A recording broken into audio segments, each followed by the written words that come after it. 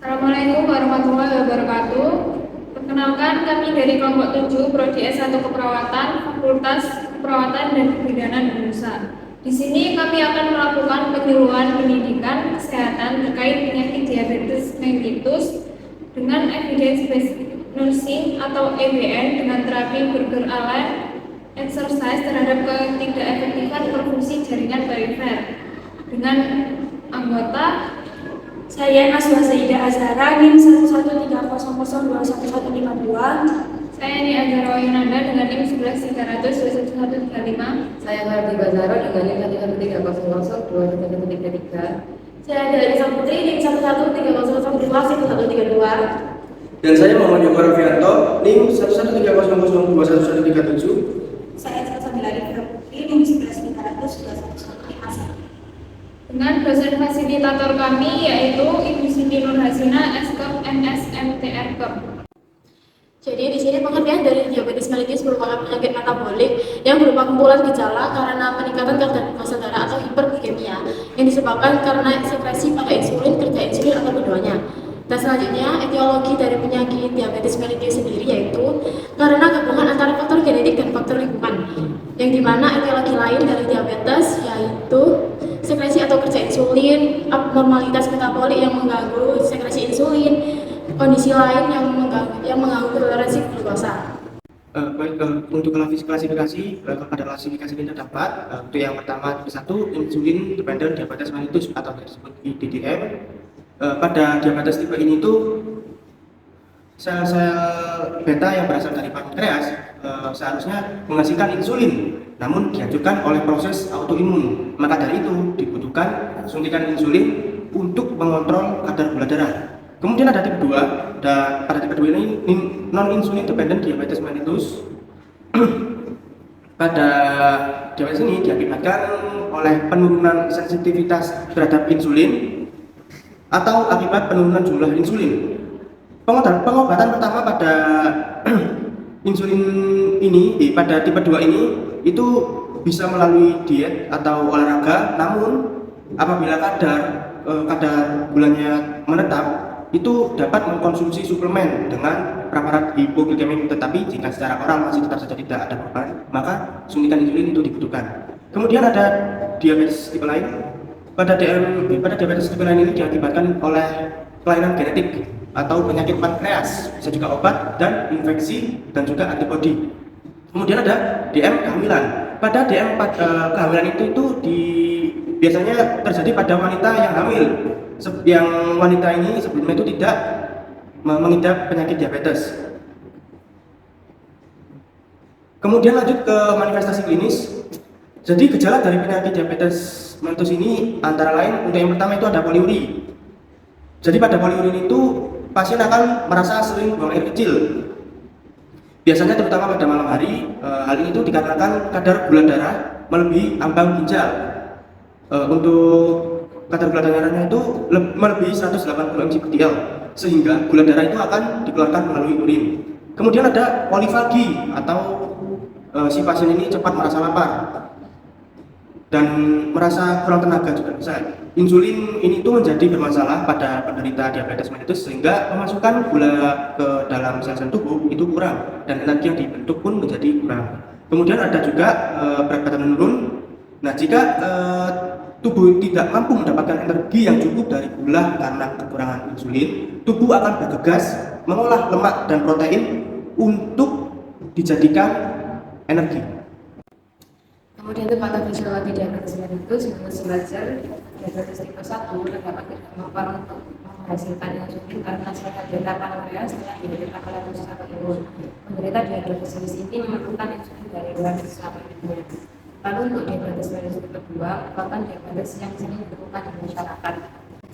Kemudian pada diabetes tipe 2 merupakan diabetes yang sering ditemukan di masyarakat. Penyakit ini disebabkan oleh resistensi perifer terhadap kerja insulin, respon sekresi insulin tidak adekuat terhadap kebutuhan tubuh. Kondisi ini dapat terjadi karena ada beberapa faktor, diantaranya genetik, gaya hidup, dan diet yang mengarah ke arah kebutuhan. Lalu patogenesis diabetes mellitus tipe 2 berbeda secara signifikan dari diabetes mellitus tipe 1. Respon terbatas pada sel beta terhadap hiperglikemia tampak menjadi faktor mayor dalam perkembangannya. Sel beta terpapar secara kronis terhadap kadar glukosa darah tinggi menjadi secara progresif kurang efisien ketika merespon peningkatan glukosa. Lalu komplikasi diabetes mellitus dapat muncul akibat adanya perubahan metabolik yang menyebabkan terjadinya perubahan struktural dan fungsional dari makromolekul yang ada dalam tubuh. Komplikasi ini bisa berupa retinopati diabetikum, nefropati, kardiomiopati, dan komplikasi makrogliopati seperti aterosklerosis. Komplikasi ini juga dianggap sebagai penyebab tingginya morbiditas dan mortalitas pada pasien diabetes mellitus.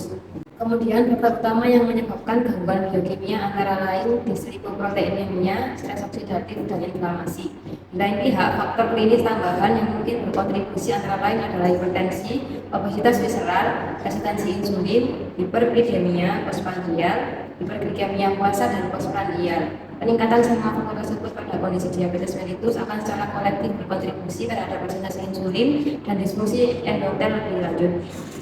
Judul jurnal yang kami ambil adalah Burger Allen Exercise berpengaruh terhadap ketidakefektifan perfusi jaringan perifer pada penderita diabetes mellitus.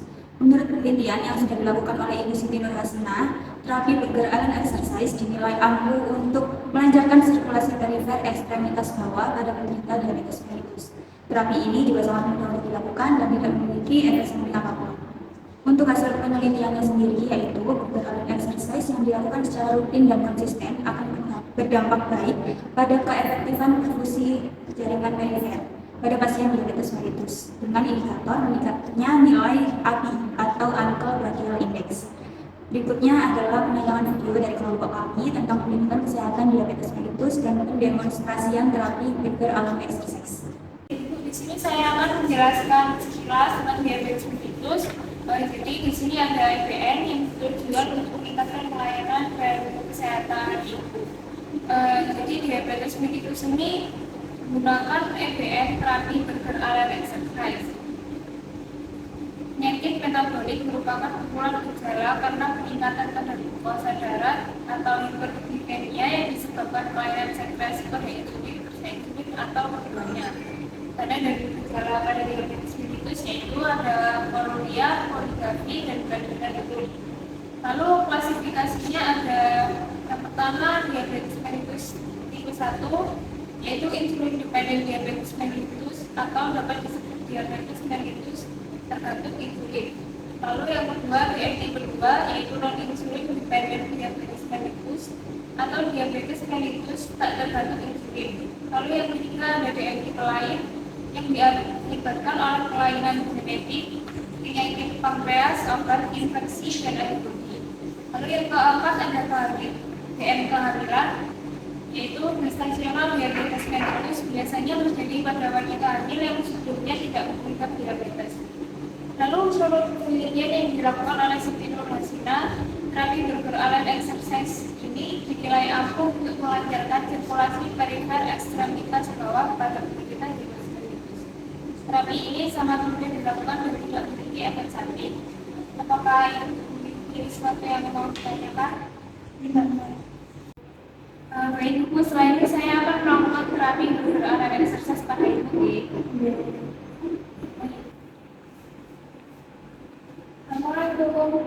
Apa benar menurut Ibu N? Ada tulisan benar. Baik, sebelumnya perkenalkan saya perawat Rara yang bertugas untuk merawat ibu dari jam 7 pagi hingga jam 12 siang pagi. Gimana keadaan ibu hari ini? Alhamdulillah sudah meningkat, tapi kaki saya masih lemas dan nyeri. Saya kalau mau jalan-jalan takut. Oh begitu ya Bu. Baik, saya cek ke Kevin-nya dulu Ibu. Apakah Ibu bersedia? Ya, saya bersedia.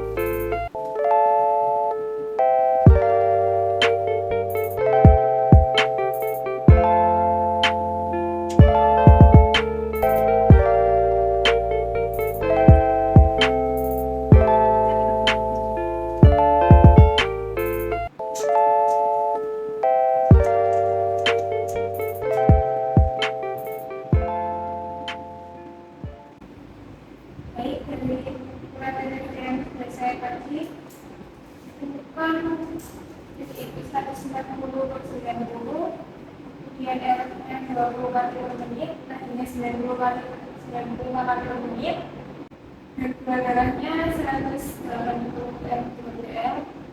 Gula darahnya tinggi Ibu.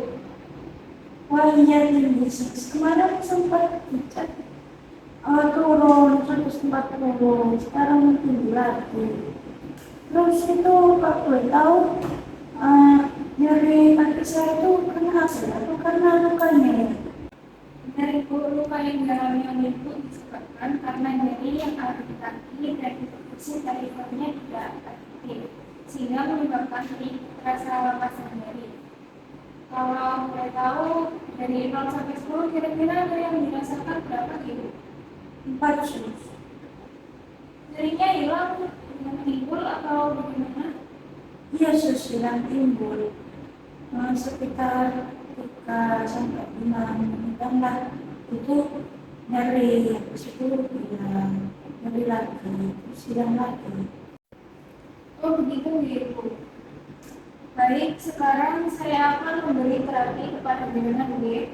Nama terapinya itu berjalan exercise.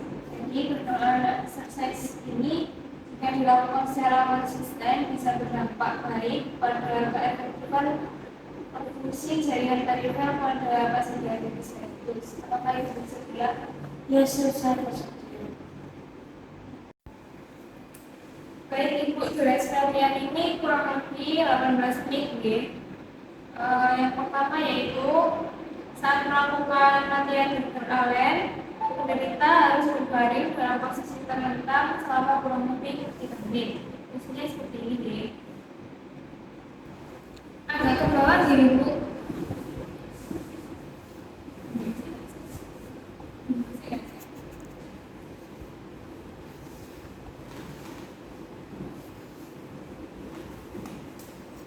Lalu kakinya diangkat kurang lebih 45 derajat selama kurang lebih 3 menit. Baik Ibu, selanjutnya Ibu duduk dulu di tempat itu B.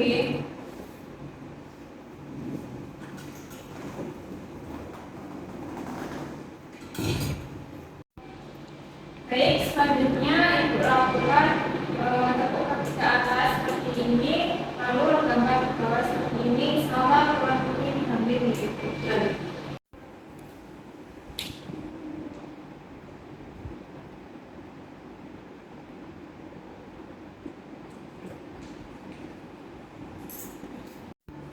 Lalu gerakan selanjutnya gerakan stretching ke samping luar, lalu ke samping dalam selama kurang lebih 3 menit.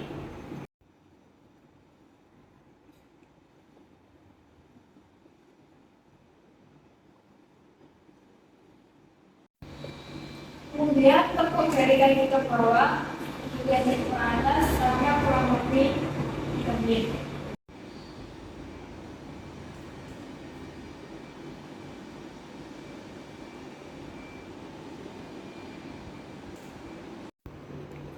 Baik Ibu, setelah melakukan terapi berjamaah lagi, Ibu berbaring dengan menyelimuti kaki selama kurang lebih 3 menit.